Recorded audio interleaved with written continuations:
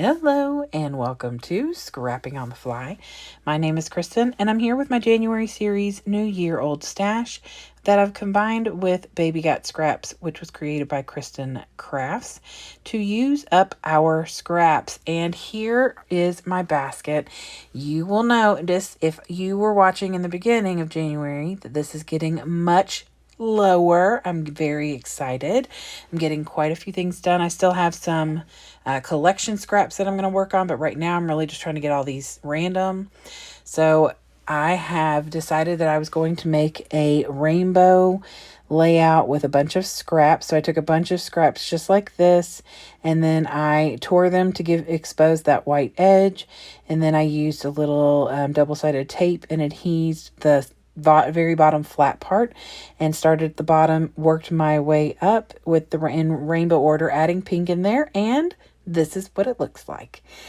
I love how this turned out. I wasn't sure how it was going to go. I used up tons and tons of little bitty scraps. I have not adhesed anything other than at the very bottom. I used a piece of orange paper. No offense to you orange lovers. It's not my jam, and I've got a lot of it. So now I am able to tuck things in if I want to, or if I want to just attach them down.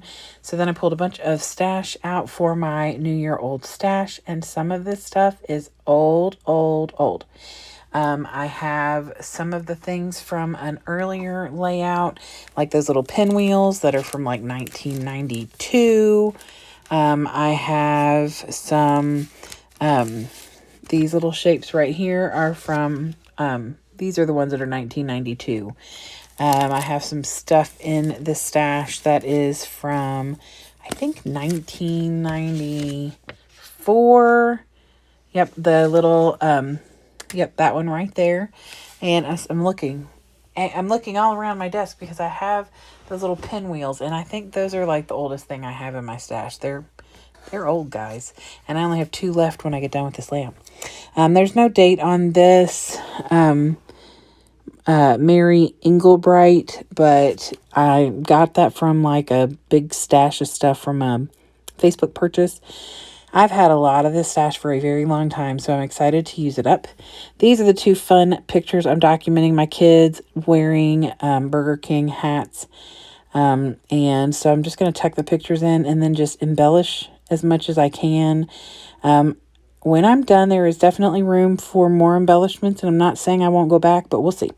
So I got my papers, my scraps, my embellishments, and my pictures. So let's see how this goes. So I created this layout while watching YouTube, and prior to that on the phone with my mom. I just pulled a ton of scraps that are predominant in certain colors. And if you notice, I also just matted both those pictures on scrap paper as well, because I knew I was going to put the pictures down here lower. I knew blue and purple wouldn't be something that I would be blending into. They would stand out a little because they are not right on the same colors. So I tuck those in. I have not attached those yet because it's not exactly where they're going to end up. Pretty close, but not exactly. And I am just starting to pull things off and put them in some different places. So it's mostly monochrome spaces. So I put blue on blue, red on red, orange on orange, kinds of things like that. But there are a few things like that little star I put up there has a little red star on top of it. I'm going to use those pinwheels and put them in some different places, and they're multicolored. But for the most part, everything is going down in whatever color, it is. So I didn't want to cover that little floral up, but it wasn't working for me for that picture to be so far away from the other one. So it's fine. I love using the patterned paper because it adds so much to this layout. Plus, I love the way that I made sure to tear all of them with the white exposed. I'm pretty sure every paper has that white exposure. And I love that. Now, the way I finished this off so I didn't leave some weird thing at the top, I took the purple and I put it down and covered that entire end, and then did torn paper and laid that on top because I didn't want any of that orange exposed behind there. So I wanted to make sure that it got completely covered up and still had that torn look of the purple at the top. So one of those papers, that yellowy orange paper over there on the right, is a paper that I was playing around with mixed media and to see, how some stamps would work or something like that. And then these that I'm putting down now, they are word phrases, like encouraging word phrases. They are not stickers that I would typically use in a scrapbook. They're Hallmark stickeroni. So I don't know if the packaging itself said anything about being acid-free, which I doubt, but I don't have them on a picture.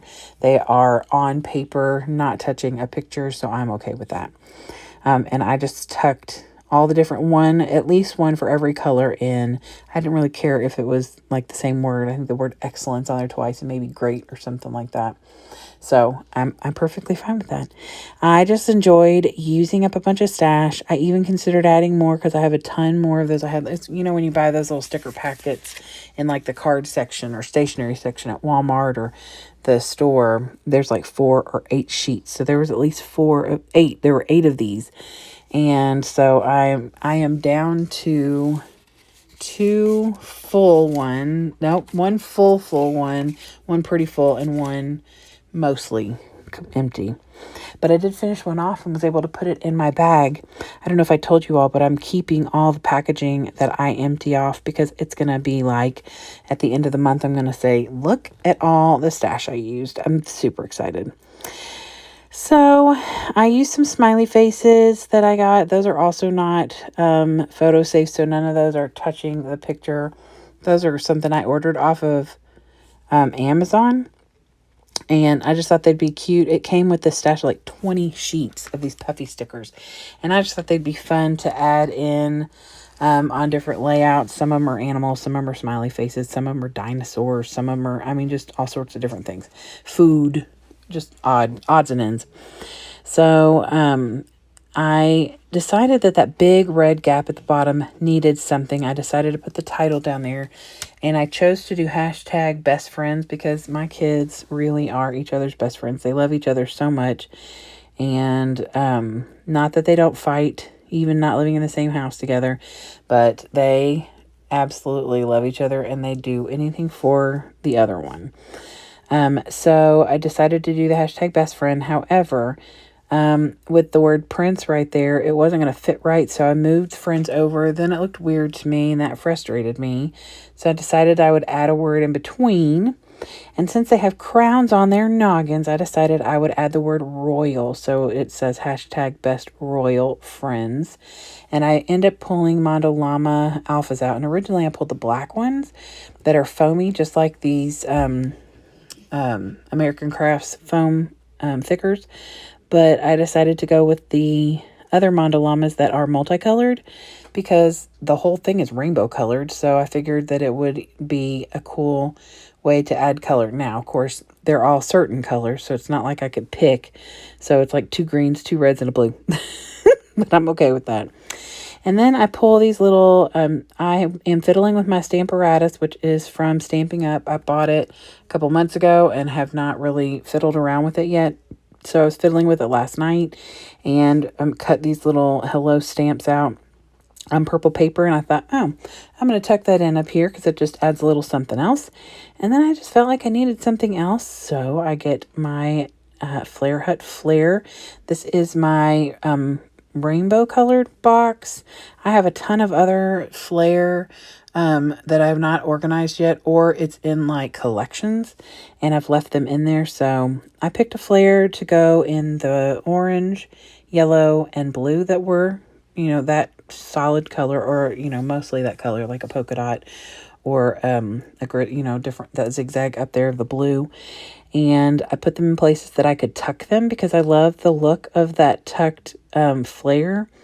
And then after I got these 3 in there, I decided to get this one that I think I've already put down now. It's on the bottom, tucked in next to that #1 flag, and it's got like little polka dots on it.